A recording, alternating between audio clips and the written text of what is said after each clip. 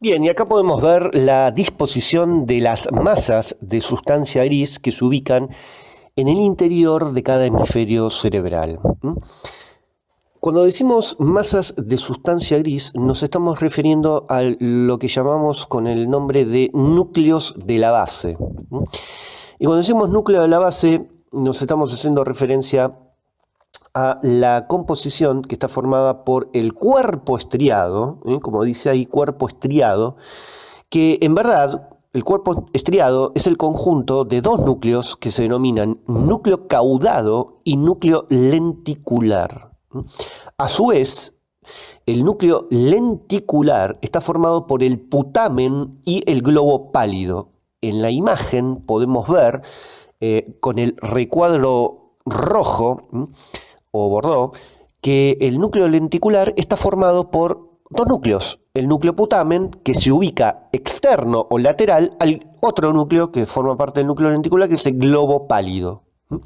A su vez, el globo pálido también se divide en interno y externo, pero bueno, no viene al caso. Sepan que el núcleo lenticular, ¿sí?, hace referencia a la conjunción del putamen y el globo pálido. El putamen es más externo, fíjense que está con un colorcito un poquito más oscuro, y el globo pálido, como dice la palabra, es más pálido, ¿sí?, y está del lado interno del putamen.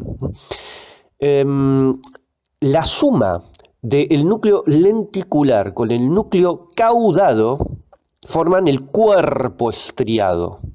Fíjense que recuadrado en color azul se encuentra en dos partes del núcleo caudado que son cabeza y cola.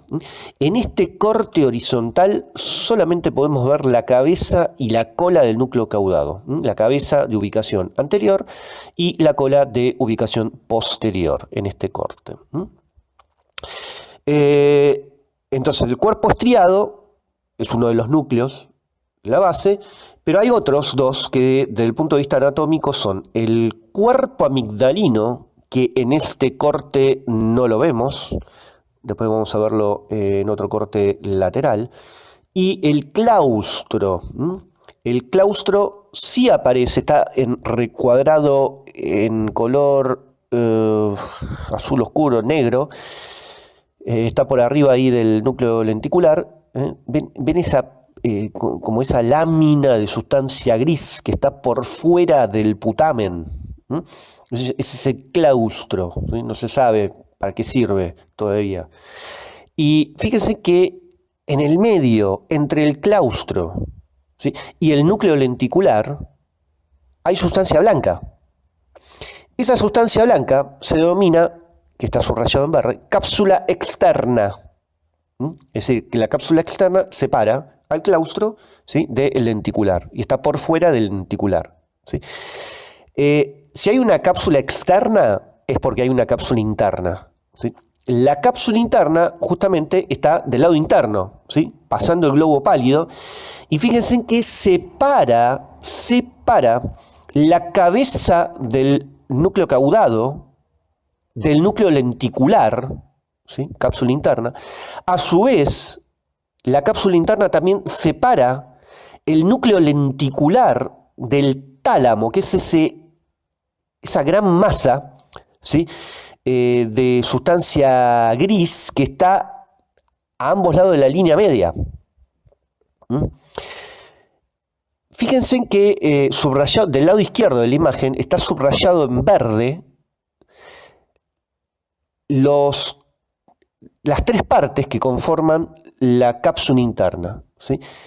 Adelante el brazo anterior, en el medio la rodilla y por detrás el brazo posterior, ¿sí? Por el color, ustedes saben que la cápsula interna corresponde a sustancia blanca, es decir, son fibras de sustancia blanca, que separan estas masas de sustancia gris que nombramos, ¿sí?, previamente. Bien. Por fuera de la cápsula externa dijimos que estaba el claustro, y por fuera del claustro también hay una lámina de sustancia blanca, ¿sí?, previo a la corteza cerebral. ¿sí? Esa lámina de sustancia blanca, ¿sí?, que acá no está señalada, se denomina cápsula extrema. Está por fuera del claustro y por debajo de la corteza. Fíjense que la corteza está de color un poquito más oscuro, grisecito, porque es sustancia gris, ¿sí? Ahora, la corteza cerebral, que está justo lateral al claustro, fíjense que corresponde al lóbulo temporal, ¿sí?, esa zona. Y ahí hay una gran cisura, ¿sí?, que del lado izquierdo dice surco lateral, pero en verdad es la cisura, la gran cisura lateral de Silvio que vimos anteriormente. Y no sé si recuerdan, pero si nosotros separábamos los labios de la cisura de Silvio, aparecía el quinto lóbulo, ¿sí?, de la cara externa, que era el lóbulo de la ínsula. O sea que justo por fuera del claustro, ¿sí?, que está la cápsula extrema, está a continuación la corteza de la ínsula, que está ahí nombrado, ¿sí? Ven que está cápsula externa, que está subrayado en verde, bueno, arriba, si ven, dice corteza de la ínsula. Bien, entonces, repito, las masas de sustancia gris, ¿sí?, corresponde a un conjunto, ¿sí?, de núcleos de cuerpos neuronales, ¿sí?, que corresponde principalmente a lo que denominamos núcleos de la base. Bien, ojo, el tálamo no corresponde a una masa de sustancia gris de las que estamos hablando ahora. ¿Por qué? Porque estamos hablando de hemisferios cerebrales, o sea, estamos hablando de masas de sustancia gris en cada hemisferio cerebral. ¿Está bien? El tálamo corresponde al diencéfalo. Recuerden, el cerebro está formado por hemisferios cerebrales más diencéfalo, que es la porción central. ¿Sí? El tálamo es uno de los componentes del diencéfalo, la porción central, ¿sí? No tiene nada que ver con la masa de sustancia gris que estamos detallando, que pertenece al hemisferio cerebral. Bien, habíamos dicho que había un núcleo de la base que no se veía en la imagen anterior, que era el cuerpo amigdalino. Bueno, acá en esta vista lateral sí lo podemos ver. Fíjense, en esta vista lateral se sacó una porción, obviamente, del hemisferio cerebral para poder exponer a los núcleos de la base, y vemos claramente cómo están ubicados y cómo se relacionan entre sí. Fíjense que esa gran masa ovoide que está en el medio es el núcleo lenticular, ¿sí? Recuerden, hagan la comparación con la filmina anterior, ¿sí? Y recuerden que el núcleo lenticular en verdad está lateral al tálamo. O sea que esta vendría a ser como una... es más, fíjense que ahí por detrás del lenticular aparece el tálamo, ¿sí?, que es más medial, ¿sí? Bueno, del núcleo lenticular, fíjense que sale en su porción anterior la cabeza del núcleo caudado. Es decir, que la cabeza del núcleo caudado con con la porción más anterior del núcleo lenticular están fusionados. ¿Ven? Ahí se continúa.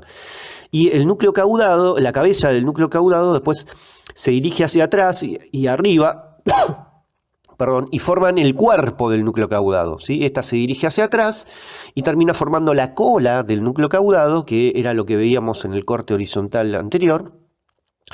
Y fíjense en dónde termina la cola del caudado, ¿sí? Se dirige hacia adelante y un poco hacia abajo y termina en una zona del lóbulo temporal que habíamos visto anteriormente, que era el gancho o uncus del hipocampo, ¿se acuerdan? Y ahí termina expandiéndose, formando el otro núcleo, ¿sí?, con el cual toma contacto, que es el cuerpo amigdalino. O sea que el cuerpo amigdalino, ¿dónde está? En el uncus del hipocampo, lóbulo temporal. El cuerpo amigdalino es una estructura central dentro del sistema límbico. Está muy, muy importante en cuanto a generación de emociones y sentimientos de la persona. Bien, ¿qué podemos decir sobre la sustancia blanca? La sustancia blanca de los hemisferios cerebrales está compuesta por fibras nerviosas mielínicas de diferentes diámetros sostenidas por neuroglía. Estas fibras nerviosas pueden clasificarse en tres grandes grupos según sus conexiones, en fibras comisurales, fibras de asociación y fibras de proyección. Las fibras comisurales esencialmente conectan regiones correspondientes entre los dos hemisferios. Comprende el cuerpo calloso, la comisura anterior, la comisura posterior, el fornix o trígono y la comisura avenular. Vamos a empezar a describir primeramente al cuerpo calloso, que es la comisura más grande del encéfalo. Bien, como mencionamos, el cuerpo calloso es un ejemplo de fibra comisural, la más grande del encéfalo, y conecta los dos hemisferios cerebrales entre sí. Ya habíamos nombrado que estaba formado por cuatro partes, en donde el pico es la parte más delgada del extremo anterior del cuerpo calloso y se prolonga hacia atrás para continuarse con el extremo superior de la lámina terminal, como podemos ver en la imagen. La rodilla es el extremo anterior curvo del cuerpo calloso que se dobla inferiormente por delante del septum pellucidum, que está ahí subrayado en verde. El cuerpo del cuerpo calloso se arquea posteriormente y termina como una porción expandida, engrosada, de ubicación posterior, que es el esplenio o rodete. En esta vista medial podemos ver el pico, cómo se continúa por debajo con la lámina terminal a nivel de la comisura anterior. Y en este corte coronal, ¿sí?, podemos ver la ubicación del cuerpo calloso, ¿sí?, que se ubica en el fondo de la cisura longitudinal, ¿sí?, que habíamos visto al inicio, ¿sí?, de este teórico. Bien, en esta vista superior, en el cual se ha removido gran parte del hemisferio cerebral para poder exponer al cuerpo calloso, podemos ver que en cuanto a la trayectoria lateral, ¿sí?, que tiene el cuerpo calloso, podemos ver que en la zona de la rodilla hay fibras que se dirigen lateralmente y se curvan hacia adelante en los lóbulos frontales y forman el forceps menor o forceps minor, ¿sí?, que está recuadrado en celeste arriba a la derecha. Las fibras del cuerpo también se extienden lateralmente, ¿sí?, y forman las fibras transversales del cuerpo calloso que se cruzan con otros haces, como los haces de asociación y fibras de proyección, como por ejemplo la de la corona radiada, que es un ejemplo de fibra de proyección y que vamos a ver más adelante, ¿sí? Yendo hacia atrás, ¿sí?, en la trayectoria lateral de las fibras del esplenio o rodete, también se arquean hacia los laterales y hacia atrás en dirección al lóbulo occipital, ¿bien?, y forman el forceps mayor o forceps mayor, ¿sí?, como podemos ver en la figura a la izquierda, a la derecha y abajo, ¿sí? También aparecen unas estrías longitudinales mediales, ¿sí?, que está recuadrado arriba a la izquierda, que se ubican paralelamente, ¿sí?, a la línea media del cuerpo calloso. Por último, formando lo que vendría a ser el techo, ¿sí?, del cuerpo calloso, podemos ver en esta imagen que es donde se disecaron ambos hemisferios para poder evidenciar bien la porción central del cuerpo calloso, vemos que hay una delgada lámina de sustancia gris que se denomina indicium grisium, ¿sí?, que cubre gran parte del cuerpo calloso y parte de la rodilla y del esplenio, ¿sí? Todavía se desconoce cuál es la función que tiene este indicium grisium, pero se vio que en pacientes alcohólicos crónicos hay una pérdida, ¿sí?, de esta estructura. Bien, la otra fibra comisural es la comisura anterior que habíamos nombrado. En esta vista medial podemos ver a la ubicación de la comisura blanca anterior, remarcada en celeste. Y la comisura anterior es un pequeño haz de fibras nerviosas que cruzan la línea media a nivel de la lámina terminal, que también está señalado ahí. Y por su parte lateral, un haz más pequeño o anterior se curva hacia adelante a cada lado, hacia la sustancia perforada anterior y en busca de la cintilla olfatoria. Un haz más grande se curva hacia atrás a cada lado y surca la cara inferior del núcleo lenticular y alcanza los lóbulos temporales. Acá tenemos otra vista medial un poco más cercana para poder ver bien la ubicación de la comisura anterior, que está entre el pico del cuerpo calloso y el comienzo de la lámina terminal. La otra comisura es la comisura posterior, vamos a desarrollarla a continuación. Aquí en esta imagen, también corte medial, podemos ver la ubicación de la comisura posterior, recuadrado en celeste. La misma es un haz de fibras nerviosas que atraviesa la línea media inmediatamente por encima del orificio del acueducto cerebral en el tercer ventrículo y se relaciona con la parte inferior del tallo de la glándula pineal, como podemos ver en la imagen. En toda su longitud se ubican diversos grupos de células nerviosas, ¿sí? Todavía no se sabe mucho, pero el destino y el significado, ¿sí?, de muchas de estas fibras parecería ser que se dirigen hacia los núcleos pretectales, y que intervienen en el reflejo fotomotor, y cruzan esta comisura en su camino hacia la parte parasimpática de los núcleos del nervio oculomotor, como vamos a ver en el teórico correspondiente al sistema nervioso autónomo, ¿sí? Vemos que la comisura anterior está por encima del colículo superior y el inferior, que son estructuras que se observan en la cara posterior del mesencéfalo. Bien, vamos a desarrollar la próxima fibra comisural, que es el fornix o trígono. Bien, podemos ver en esta vista medial, ¿sí?, en donde están todas las estructuras que componen el sistema límbico, ¿sí?, el famoso sistema límbico, ¿sí? Lo que está marcado más en un colorcito medio ladrillo, ¿sí?, y está recuadrado obviamente en rojo, tenemos señalado la ubicación del fornix o el trígono, ¿sí? Y fíjense que se compone de un cuerpo y de pilares, pilares posteriores y pilares anteriores que se unen a través del cuerpo del fornix, ¿sí? La importancia del fornix es porque es el principal sistema eferente, o sea, de vida de salida del hipocampo, ¿sí?, que se dirige hacia los cuerpos mamilares del hipotálamo. Está compuesto por fibras nerviosas, mielínicas, ¿sí?, y repito, constituye el sistema eferente del hipocampo, que ahí está subrayado en celeste, que se dirige hacia los cuerpos mamilares, que está subrayado en verde, que pertenecen al hipotálamo.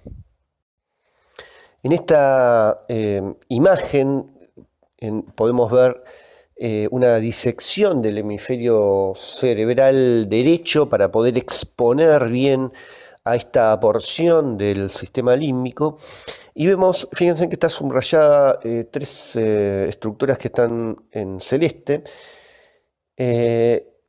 porque habíamos dicho que el fornix era la principal eferencia del sistema límbico, ¿sí? ¿Y de dónde viene esa eferencia? Bueno, después en la próxima filmina vamos a ver bien de dónde nace, pero en esta imagen podemos localizar a lo que es las fimbrias, ¿sí? Las fimbrias en ambos lados, ¿sí?, aumentan de espesor y de esa manera alcanzan el extremo posterior del hipocampo, Y de allí se arquean hacia adelante, por encima del tálamo, pero por debajo del cuerpo calloso, y forma las columnas posteriores del fornix. Bien, en esta imagen es un corte coronal a nivel del uncus del hipocampo, a nivel del gancho del hipocampo, corte coronal, en donde podemos ver que el origen, ¿sí?, de estas fibras que componen el fornix comienzan primero en esta estructura que se llama álveo, ¿sí?, que está ahí subrayado en celeste arriba. El álveo es una delgada capa de sustancia blanca que cubre la superficie ventricular del hipocampo y que convergen, ¿sí?, fíjense cómo convergen todas y forman esa estructura que habíamos visto en la filmina anterior que se denomina fimbrias, ¿sí? Esas fimbrias, ¿sí?, van aumentando en espesor y conforman, ¿sí?, el hipocampo, que acá está subrayado en celeste también a la izquierda, y de ahí, del hipocampo, se dirigen hacia las columnas posteriores del fornix. Bien, en este corte horizontal, ¿sí?, en donde se ha sacado gran parte de las estructuras para poner en evidencia el fornix, podemos ver lo que está a nuestra izquierda es posterior, fíjense que están los polos occipitales, y a nuestra derecha es lo anterior, fíjense que están los polos frontales. Las dos columnas o pilares posteriores del fornix, que está ahí subrayado en verde, se unen a nivel de la línea media para formar el cuerpo del fornix. El cuerpo del fornix también, que está subrayado en verde, ¿sí? Y de ahí el cuerpo del fornix da lugar a dos pilares nuevamente que se denominan pilares anteriores, ¿sí?, del fornix. ¿Bien? Esos pilares anteriores luego se incurvan hacia abajo y atrás en busca, ¿sí?, como mencionamos anteriormente al inicio, de los cuerpos mamilares del hipotálamo. Bueno, fíjense en que habíamos dicho que el trino era un ejemplo de fibra comisurada. ¿De dónde están estas fibras que unen, ¿sí?, estructuras que están en ambos hemisferios cerebrales entre sí? Bueno, fíjense en que cuando se unen los pilares posteriores del fornix entre sí para formar el cuerpo, hay fibras, ¿sí?, que van de un lado a otro y cruzan la línea media. Esa es la comisura del fornix, ¿sí?, que también se denomina lira de David, ¿sí? Son fibras transversales que cruzan la línea media, ¿sí?, de una columna a la otra, inmediatamente antes de formar el cuerpo del fornix. Bueno, ¿cuál es la función de esta comisura del fornix? Es la de conectar las formaciones del hipocampo de ambos lados. ¿Bien? Dada la disposición que tienen los pilares anteriores y posteriores del trígono, ¿sí?, esta estructura, el trígono también se conoce con el nombre de bóveda de los 4 pilares de Winslow. Bien, por último nos queda describir la comisura avenular. Bueno, nuevamente en esta imagen, vista medial, podemos ver la ubicación de la comisura avenular, que está justo por encima de la raíz del tallo pineal o de la glándula pineal. ¿Bien? La comisura avenular es un pequeño haz de fibras nerviosas que atraviesan la línea media en esta parte superior de la glándula pineal, y la comisura se asocia con los llamados núcleos avenulares, ¿sí?, que se ubican a cada lado de la línea media en esta región que describimos, ¿sí? Los núcleos avenulares reciben muchas aferencias de los núcleos amigdalinos y del hipocampo. ¿Bien? Estas fibras aferentes se dirigen hacia los núcleos avenulares, que están en la estría medular del tálamo, después lo vamos a ver cuando describamos el diencéfalo. Algunas de estas fibras atraviesan la línea media para alcanzar el núcleo avenular contralateral, ¿sí?, a través de esta comisura avenular, ¿sí? Todavía obviamente se desconoce cuál es la función de los núcleos y de esta comisura avenular. Bien, siguiendo con la descripción de la sustancia blanca de los hemisferios cerebrales, nos toca describir ahora las fibras de asociación, ¿sí? Estas fibras nerviosas esencialmente conectan varias regiones corticales, pero dentro del mismo hemisferio, y estas se pueden clasificar en cortas y largas.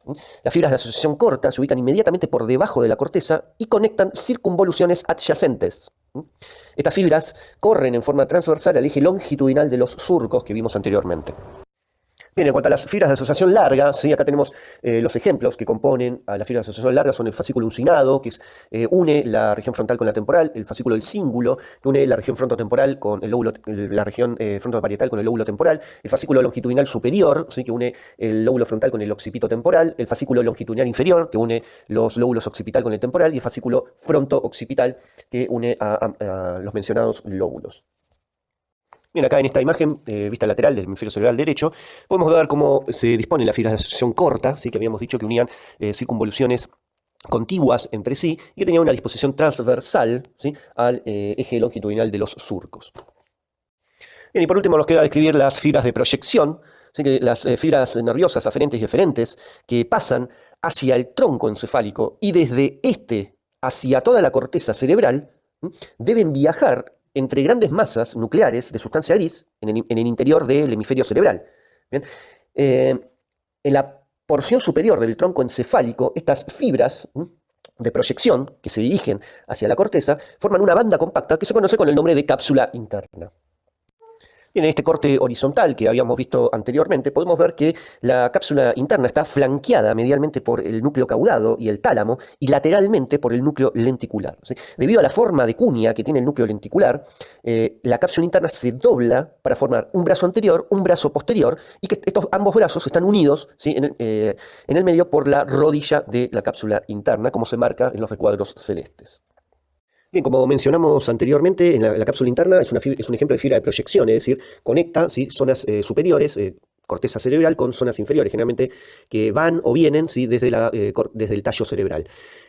Como podemos ver acá en la imagen, en el brazo anterior, ¿sí? De la cápsula interna, uno lo podría subdividir a su vez en tres porciones, o dos porciones, mejor dicho, las que están en verde, que son laterales, que corresponden a la ubicación de las fibras frontopontinas, es decir, fibras que van a nacer desde el lóbulo frontal y se van a dirigir hacia el puente varóleo protuberancia. Tienen esa ubicación.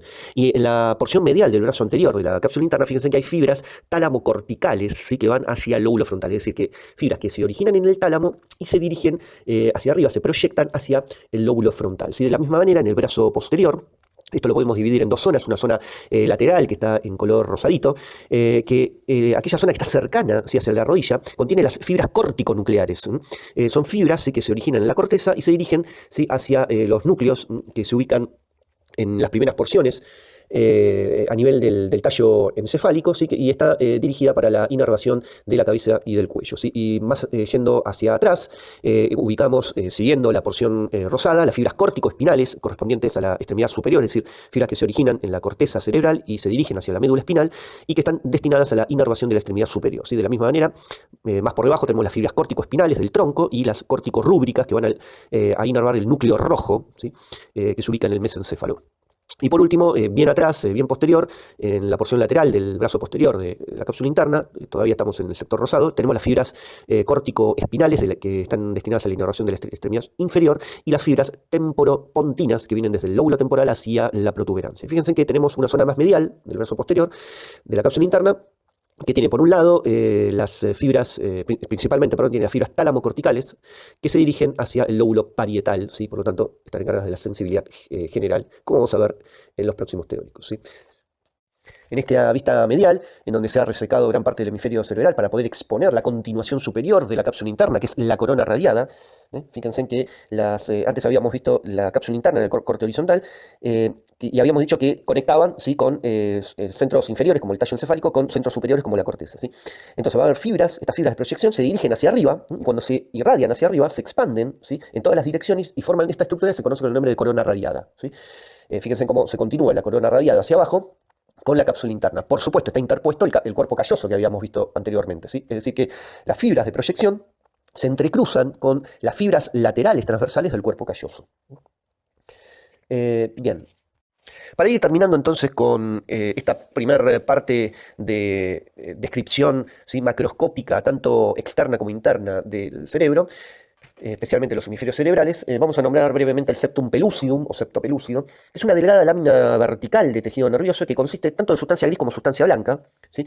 Y están cubiertas a cada lado por el epéndimo, ¿bien? Este septum pellucidum, que ya lo habíamos nombrado anteriormente en algunas diapositivas, está en los límites, están entre el fornix, ¿sí? el trígono, y el cuerpo calloso. Como podemos ver en la imagen, ¿sí?, que estamos viendo, ¿sí?, ahí está remarcado en celeste, ¿sí?, la ubicación del septum pellucidum. ¿Sí? Fíjense que por encima tenemos el cuerpo calloso y por debajo delimitando, ¿sí?, el fornix. Bien, en esta otra imagen, en corte horizontal, podemos también ver la ubicación del septum pellucidum, ¿sí?, que está justo en la línea media, ¿sí?, y lateralmente se ubican las astas anteriores del ventrículo lateral. ¿Bien? Consiste en una doble membrana, así que tiene una cavidad cerrada, ¿sí? No sé si llegan a ver bien ahí la imagen, es bien finita, y esa cavidad cerrada entre las membranas tiene forma como si fuese una hendidura, ¿sí?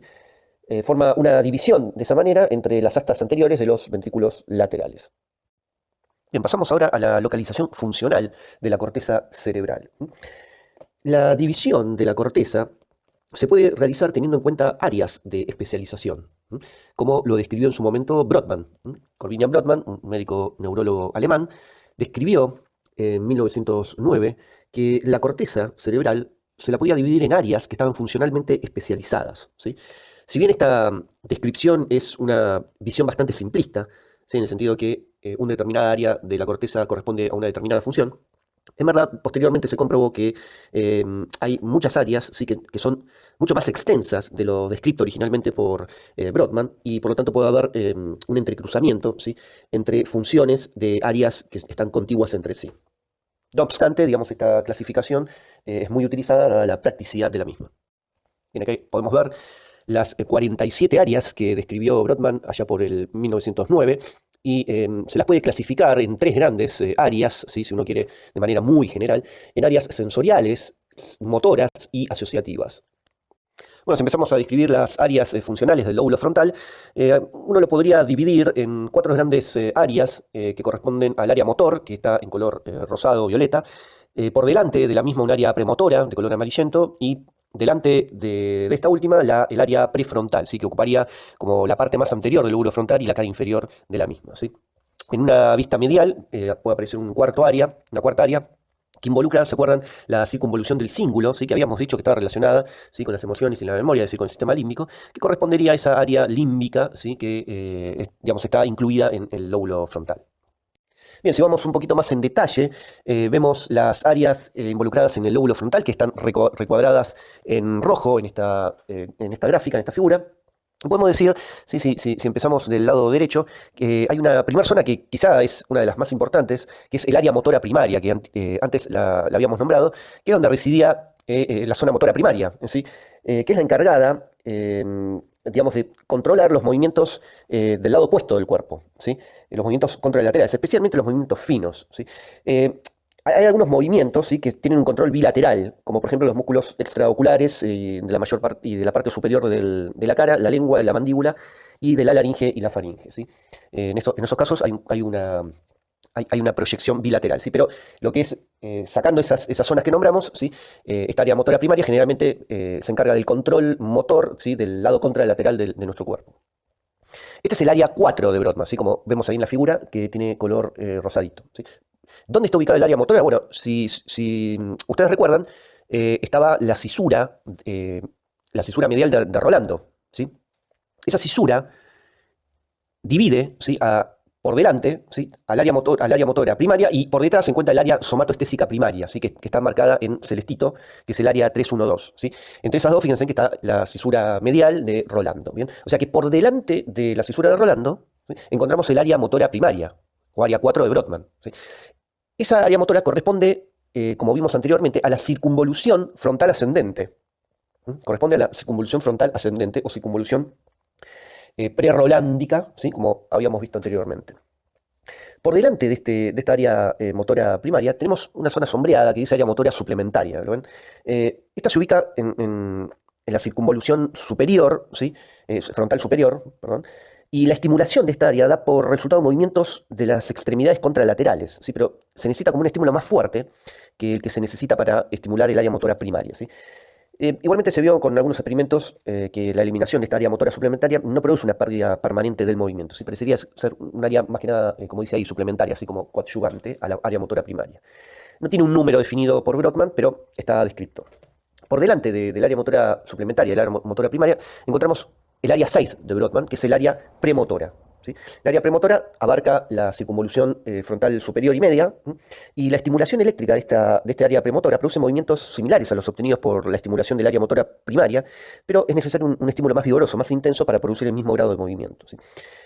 Eh, Se dice que como principal función que tiene esta área premotora es almacenar programas de actividad motora, ¿sí? Que fueron reunidos como resultado de la experiencia pasada. De esa manera, el área premotora programa la actividad del área motora primaria, ¿sí? Teniendo en cuenta estos almacenamientos previos de programas motores anteriores. Participa particularmente en el control de los movimientos posturales groseros, ¿sí? Ya que se tiene muy buena conexión con los ganglios de la base, ¿sí? Como que permite, mediante la ejecución de este programa de la actividad del área motora primaria, preparar al cuerpo, especialmente el eje central, que está más relacionado con la postura, para que el área motora primaria finalmente realice el movimiento que desea. Bien, después tenemos por delante del área premotora una zona media sombreada oscura que dice campo ocular frontal o área 6, 8 y 9. ¿Bien? Está principalmente localizada en la circunvolución frontal medial y la estimulación de esta región produce movimientos conjugados de los ojos, en especial hacia el lado opuesto. Fíjense que por debajo tenemos un área asombrada como en amarillo, ¿sí? Que es área 44 y 45, que es el área motora del lenguaje de Broca, ¿sí? Es un área muy importante que está ubicada principalmente en la circunvolución frontal inferior, ¿sí? Y en la mayoría de los individuos esta área es importante en el hemisferio izquierdo o dominante, ¿sí? La pérdida de esta región da como resultado la parálisis del lenguaje, ¿sí? El área del lenguaje produce la formación de las palabras, ¿sí? Y se conecta con el área motora primaria, área 4, para de esa manera llevar a cabo los movimientos de los músculos de la laringe, la boca, la lengua, el paladar y los músculos respiratorios en forma coordinada para producir la voz. Después vamos a ver más adelante cómo se realiza esa conexión. Bien. Por delante de toda la región más anterior del lóbulo frontal, tenemos un gran área, ¿sí? Que ocupa la mayor parte de las circunvoluciones frontal superior, media e inferior, que es el área prefrontal, ¿sí? Que ahí está marcado como área 9, 10, 11 y 12 de Brodmann, ¿sí? Esta área prefrontal está vinculado con lo que es la constitución de la personalidad del individuo, ¿sí? Como resultado de numerosas vías aferentes de muchos sitios corticales y subcorticales. Esta área desempeña como el papel de regulador de la profundidad de los sentimientos de una persona. También es determinante para la iniciativa de la persona y el juicio, ¿sí? Del individuo. Bien, y a raíz de lo nombrado anteriormente con relación a la función del área prefrontal, ¿sí? Tenemos que mencionar el famoso caso de Phineas Gage, ¿sí? Y la barra de metal, ¿sí? Phineas Gage era un obrero norteamericano que trabajaba en ferrocarriles y para ello, digamos, para construir la vía del ferrocarril tenía que volar rocas y para la misma, ¿sí? Realizaba perforaciones en las piedras, en las rocas y le añadía un detonador, un explosivo y la compactaba con una barra de hierro, ¿sí? Para evitar la explosión se utilizaba arena como medio aislante, ¿sí?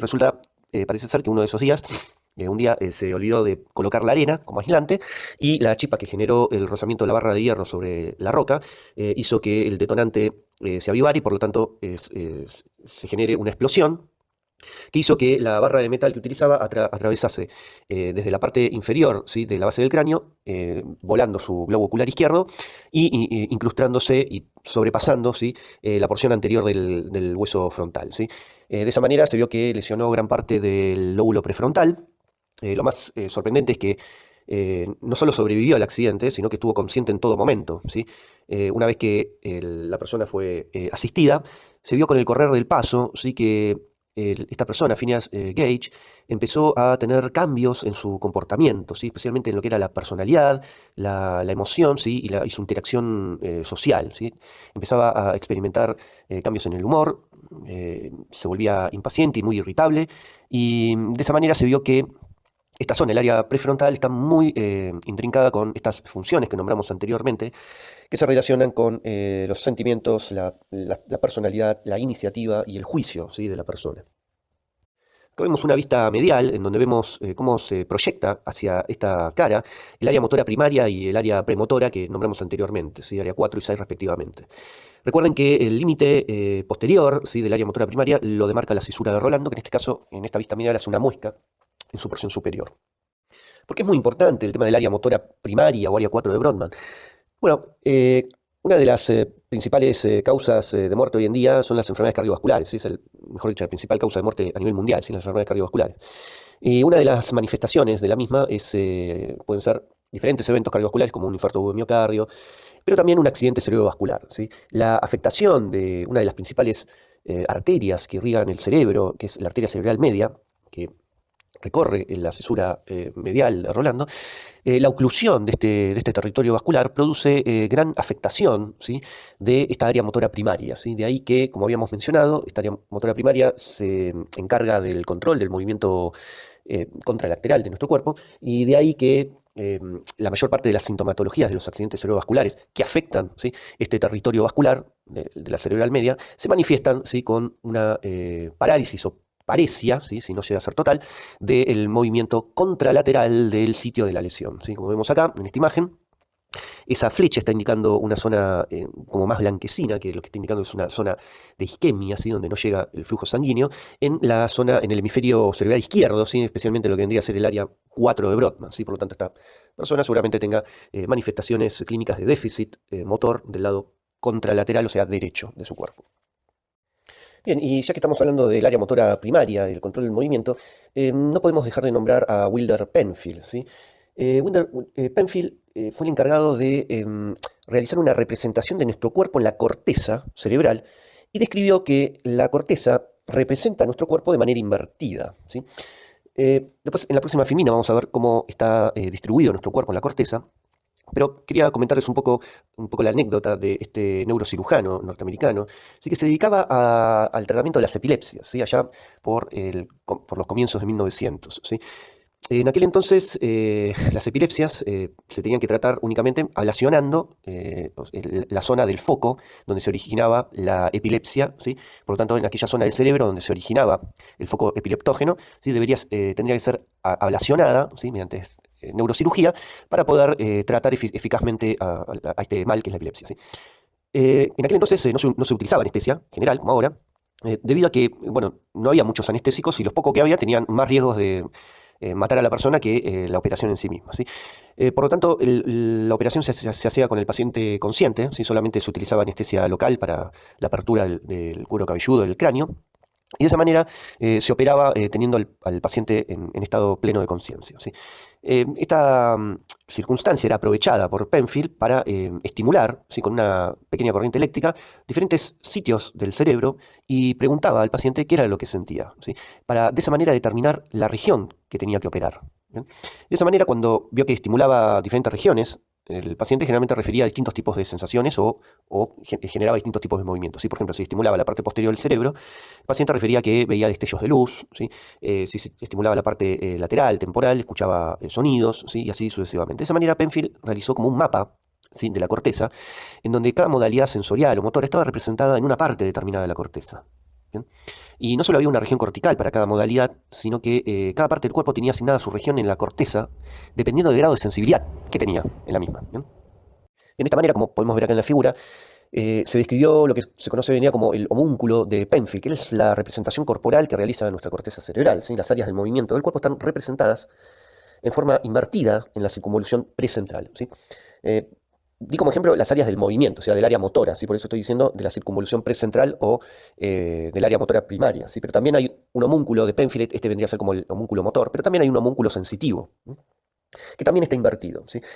Para el caso del área motora primaria, ¿sí?, del homúnculo motor de Penfield, si comenzamos desde abajo y nos dirigimos hacia arriba, ¿sí?, vemos que empiezan a participar primero las estructuras de la deglución, ¿sí?, como dice ahí, laringe, faringe, ¿sí?, lengua.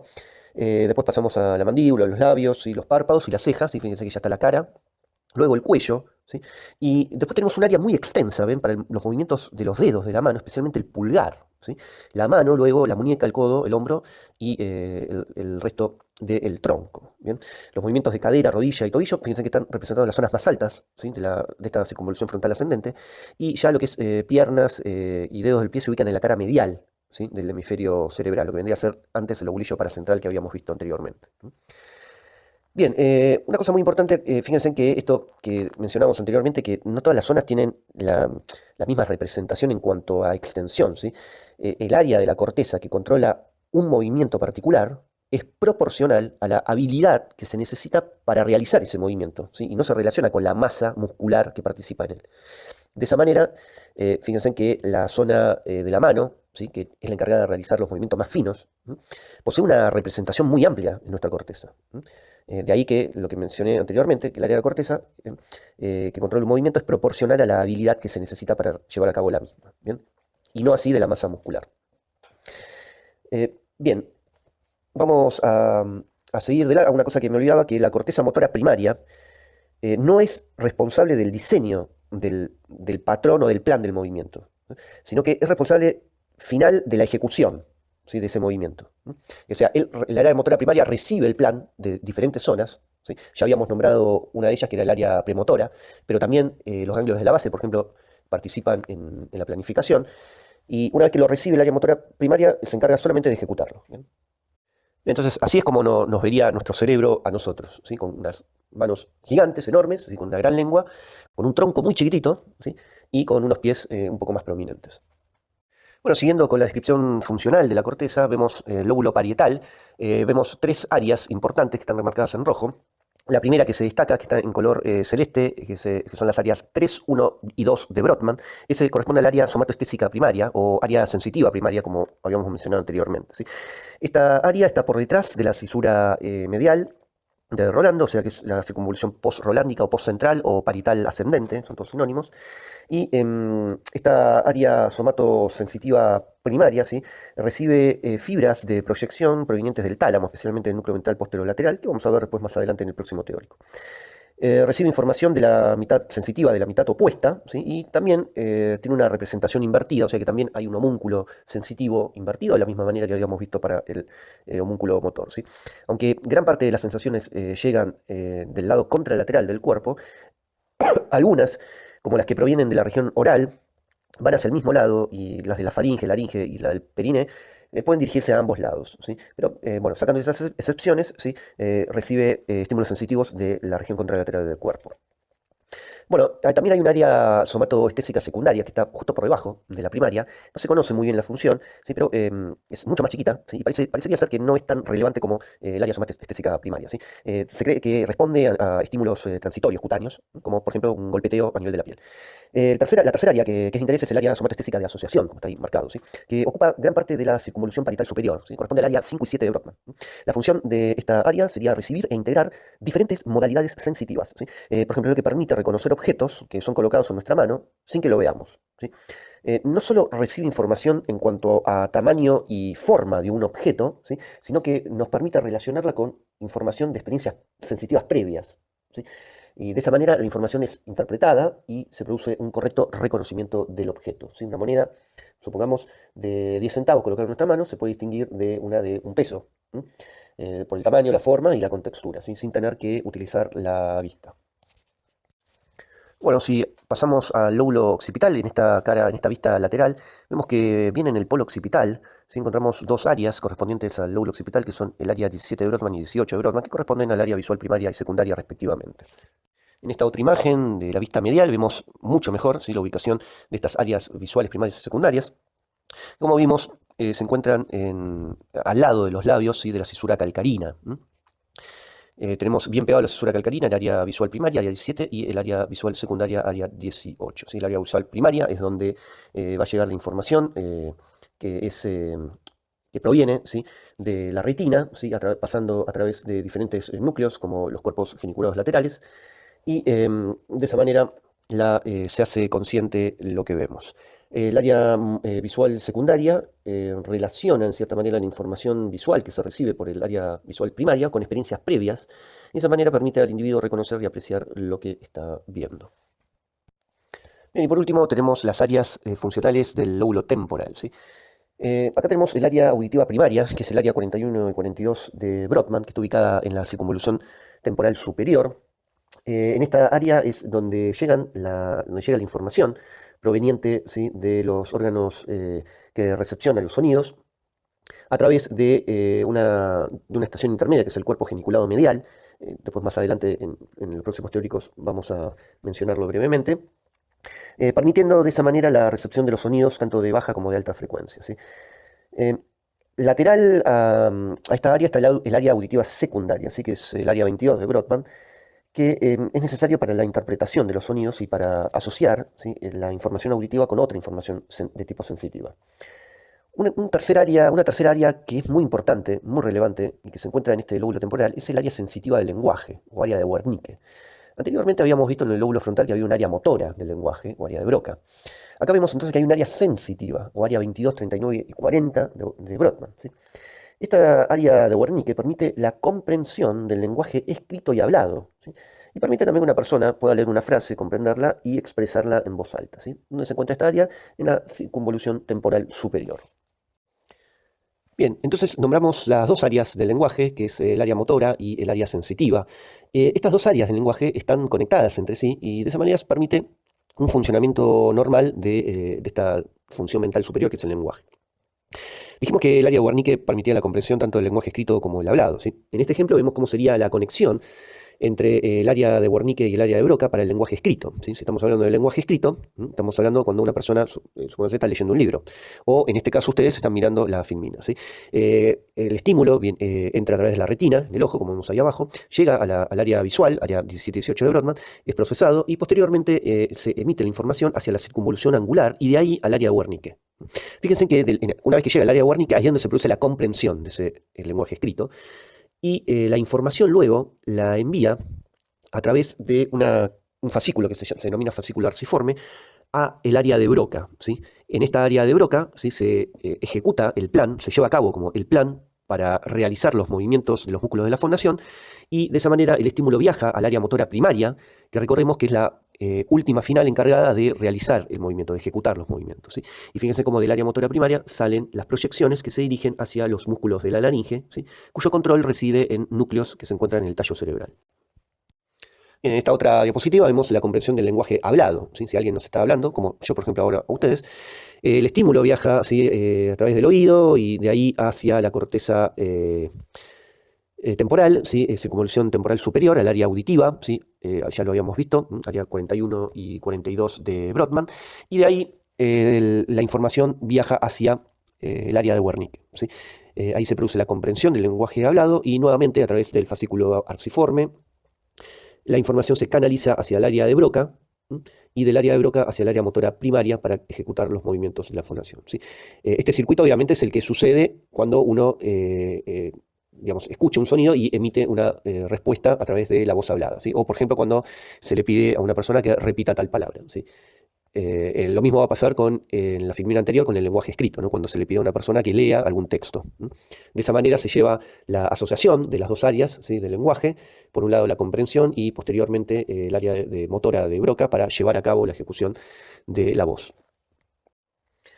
Bueno, por último vamos a hablar un poco de lo que es dominancia cerebral, ¿no? Si bien de un punto de vista anatómico los dos hemisferios cerebrales son prácticamente idénticos, tienen las mismas circunvoluciones y cisuras, existen áreas funcionales, ¿sí?, que parecerían estar como lateralizadas, ¿sí? En esta imagen tenemos de nuestro lado derecho, ¿sí?, el hemisferio derecho, en donde fíjense que en el recuadro dice percepción espacial y reconocimiento de caras y de música, ¿sí? Es decir, que esas funciones, ¿sí?, están llevadas a cabo principalmente por el hemisferio no dominante, ¿sí?, mientras que lo que es el habla, la escritura y el lenguaje está llevado a cabo por el hemisferio dominante. ¿Bien? Una aclaración que tenemos que decir que lo que es esta destreza manual, ¿sí?, la percepción del lenguaje y el habla, ¿sí?, son áreas funcionales de la conducta que en la mayoría de las personas están controladas por el hemisferio dominante, como dijimos, ¿sí? En más del 90% de la población adulta es diestra, ¿sí? Y por lo tanto el hemisferio dominante es el hemisferio izquierdo, ¿sí?